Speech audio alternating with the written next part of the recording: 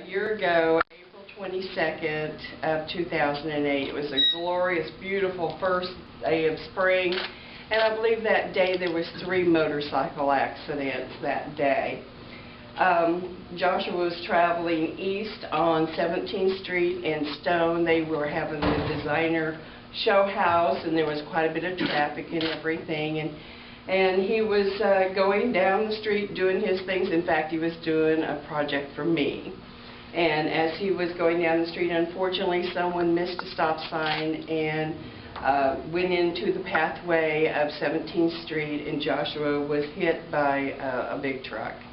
And at which time he was catapulted across the street, at which time there was church services going on. It was 5:08 p.m. and 2 different churches, I believe there's a Catholic church and a Lutheran church. Everybody came out from both churches and kind of took care of him, you know, and took care of the area.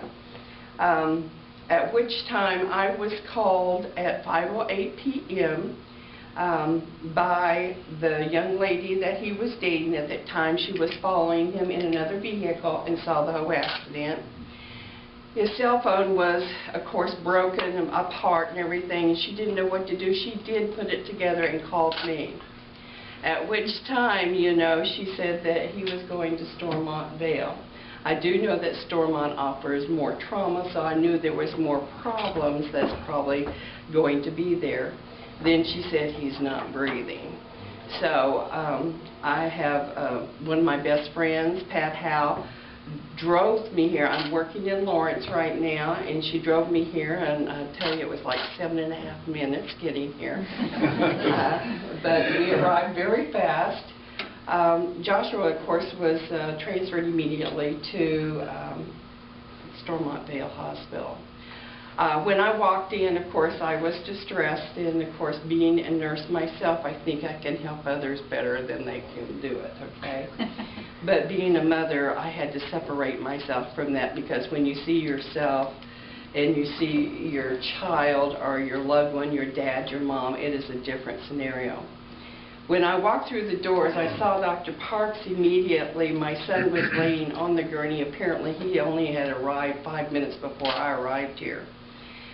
The orchestration that I saw of approximately, I don't know, between 10 and 12 people, I mean, it looked like an orchestra.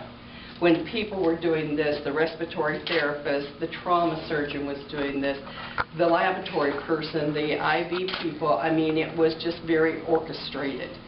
I was, of course, very concerned and very worried with what you see being in the medical profession. If you're around people in trauma, you can tell by symptomatology what is kind of going on and what's happening. So at that time, you know, I was assured that, you know, they were going to stabilize, and Dr. Parks was wonderful coming out.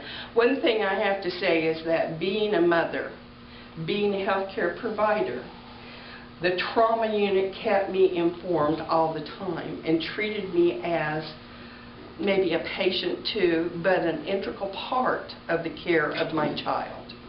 Because those of us who are standing outside the door were a glass away from our loved one. We can't touch them. We can't pray for them. We can't feel their heartbeat, you know. And so that information comes to us. And Dr. Parks kept coming out and telling me these things. I only heard what I could hear at that time, but it was communication that was very important. Then the trauma team allowed me to get in there as soon as possible. All I wanted to do is touch my son. I wanted to touch my son, you know, and they understood that, and they allowed me to do that. From that moment on, he had, of course, a lot of scans. He had everything. And at that time, he was not breathing. They had him on a breathing machine on a ventilator. And so he immediately went up to the trauma ICU. First of all, I want you to know that we were getting ready to helicopter him to KU. I was scared.